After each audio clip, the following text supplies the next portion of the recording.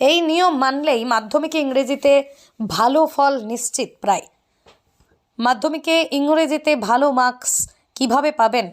ছাত্র জীবনের প্রথম বড় পরীক্ষা হলো মাধ্যমিক। নিজের স্কুলের গণ্ডি বাইরে পরীক্ষা দেওয়ার অভিজ্ঞতা একেবারেই আলাদা। ভাগগুলো রয়েছে। সিন 20 নম্বর, আনসিন থেকে অনেকটা নম্বর আসে। আনসিন 20 নম্বর, তার সঙ্গে রিলেটেড একটা ভোকাবুলারি রয়েছে, সেখানে 8 নম্বর রয়েছে। গ্রামার রয়েছে 12 নম্বর। রাইটিং স্কিল, যেটায় সবথেকে বেশি ছাত্রছাত্রীর দুর্বলতা আছে এবং যেটায় দক্ষ হলে নম্বরটাও বেশি পাওয়া যায়, সেটা হচ্ছে 30 নম্বর। কিন্তু যারা ইংরাজিটা একটু ভয় পায় বা যারা রাইটিং স্কিলের ক্ষেত্রে একটু পিছিয়ে আসে, তাদের জন্য কিন্তু সিন আনসিনে কিন্তু নম্বরটা তুলে ফেলতে হবে। গত বছরের প্রশ্ন যদি তারা ফলো করে এবং বিভিন্ন যে টেস্ট পেপারগুলো রয়েছে সেগুলো যদি প্র্যাকটিস করতে থাকে, তারা কিন্তু ভালোই মার্কস পাবে। আর যে ধরনের প্রশ্ন আসে তার জন্য কিন্তু টেক্সটটাকে খুব ভালো করে পড়তে হবে। তো তাদের ক্ষেত্রে যেটা ইম্পর্টেন্ট রয়েছে, খুব লিমিটেড কয়েকটা টেক্সটই রয়েছে, তার মধ্যে মাই ওন টু ফ্যামিলি এবং স্নেল খুব কিন্তু গুরুত্বপূর্ণ। তো এই দুটো কবিতা তাদেরকে খুব ভালো করে পড়ে যেতে হবে।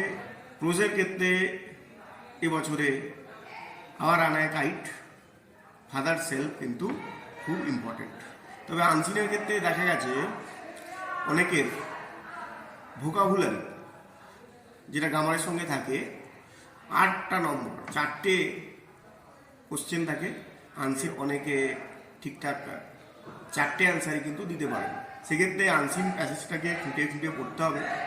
হ্যাঁ, অনেকগুলো অজানা শব্দ থাকতে পারে, তার জন্য একদম দমে না গিয়ে ভয় না পেয়ে কিন্তু পুরো সেন্টেন্সটাকে পড়ে ওই কঠিন শব্দটার মানেটাকে বার করতে হবে, একটা অনুমান করার চেষ্টা করতে হবে। আর ওই আননোন শব্দগুলোকে একটু দাগিয়ে রাখতে হবে। হয়তো ওই আননোন শব্দগুলো থেকেই ভোকাবুলারির সূত্রটা পাওয়া যাবে। আর ভোকাবুলারির ক্ষেত্রে একটা শর্টকাট ট্রিক্স হচ্ছে যে পার্টস অফ স্পিচ ধরে করতে হবে। যদি ভোকাবুলারিতে দেয়া থাকে আইএনজি যুক্ত শব্দ, তাহলে আনসিন প্যাসেজের কোনো আইএনজি যুক্ত শব্দই কিন্তু ওর সঙ্গে ম্যাচ করবে। বা যদি সেটা ভার্ব হয়, যদি সেটা নাউন হয়, সেটাও কিন্তু ওখানে ভার্ব বা ওখানে নাউনই কিন্তু হবে। এই ধরনের একটা ট্রিক কিন্তু ফলো করা যেতে পারে। আর রাইটিংয়ের ক্ষেত্রে এবারের জন্যে 2024-এর জন্যে দেখা যাচ্ছে যে রিপোর্ট রাইটিং কিন্তু খুব ইম্পর্টেন্ট। রিপোর্ট রাইটিং খুব ইম্পর্টেন্ট। কিছুদিন আগেই একটা বড় ট্রেন ট্র্যাজেডি ঘটলো যে বালাসোরে। ওই ট্রেন ট্র্যাজেডির উপরে কিন্তু রিপোর্টটা এবারে খুব গুরুত্বপূর্ণ বলে মনে হচ্ছে। এছাড়া যে কোনো ন্যাচারাল ডিজাস্টারের উপর রিপোর্ট আসতেই পারে, তবে রিপোর্ট রাইটিং এবারের জন্যে খুব ইম্পর্টেন্ট। তার সঙ্গে রয়েছে নোটিশ রাইটিং। তিনটে রাইটিং তো করতেই হবে, তো নোটিশ রাইটিং এবারে খুব ইম্পর্টেন্ট রয়েছে স্টোরি রাইটিং এবং প্রসেস রাইটিং বা প্রিপারেশান যেটাকে বলা হয়। তো প্রিপারেশানের ক্ষেত্রে স্যানিটাইজার, মাস্ক মেকিং বা স্কুল ম্যাগাজিন।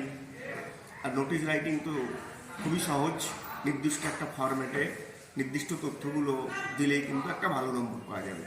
তবে রাইটিংয়ের ক্ষেত্রে পয়েন্টসগুলোকে মেনটেন করতে হবে। ঠিক বিভিন্ন যে ধরনের রাইটিংগুলো রয়েছে, বিভিন্ন ক্ষেত্রে হেডিং, ডেট, তারপরে ইন্ট্রোডাকশান, তার মধ্যে কন্টেন্ট থাকবে এবং অ্যাপ্রোপ্রিয়েট ভোকাবুলারি থাকবে, আর থাকবে কনক্লুশন। পুরো কিন্তু ফরম্যাটগুলো মেনটেন করে এবং সেখানে যে পয়েন্টস দেওয়া রয়েছে, প্রত্যেকটা পয়েন্টস যেন ব্যবহার করতে পারা যায় সেদিকটায় লক্ষ্য রাখতে হবে। কিন্তু পয়েন্টের ওপরে কিন্তু নম্বর আছে, প্রত্যেকটা পয়েন্টের ওপর কিন্তু নম্বর থাকে। সুতরাং তুমি যে মুখস্থ করে চলে গেলে, সেটাই লিখে দিয়ে চলে এলে, তার জন্য কিন্তু তুমি 10-এর মধ্যে 8 বা 9 তোমার লেখাটা খুব ভালো হলো, নাও পেতে পারো। কিন্তু পয়েন্টস অনুযায়ী তুমি যদি লেখো, তুমি যদি নিখুঁত ইংরাজি লিখতে পারো, কিন্তু 10-এ 10 পাওয়ার কিন্তু জায়গা এখানে রয়েছে। হ্যাঁ, কমন ভুল ফরম্যাট রাইটিংয়ের ক্ষেত্রে ফরম্যাট মেনটেন না করা অনেক সময়। আর যেটা সিন বা আনসিন প্যাসেজে রয়েছে, টেন্সগুলো মেনটেন না করা উত্তর লেখার সময়, আর একেবারে আনসিন প্যাসেজ থেকেই বা সিন প্যাসেজ থেকেই সরাসরি উত্তর লিখে দেওয়া, নিজের একটু অরিজিনালিটি যদি ওখানে তুলে ধরা যায় তাহলে কিন্তু ওখানে ফুল মার্কসগুলো পাওয়া যায়। আর যেটা বেশিরভাগ ছাত্রছাত্রী করে থাকে গ্রামারের ক্ষেত্রে, ফেজাল ভার্বের সময়, ফেজাল ভার্ব কিন্তু যে টেন্সে থাকবে তাকে কিন্তু সেই টেন্সেই লিখতে হবে, ঠিক আছে? নাহলে কিন্তু হাফ করে পাওয়া যাবে, ফুল মার্কস কিন্তু পাওয়া যাবে না। হাওড়া থেকে রাকেশ মাইতির রিপোর্ট, লোকাল 18 বাংলা।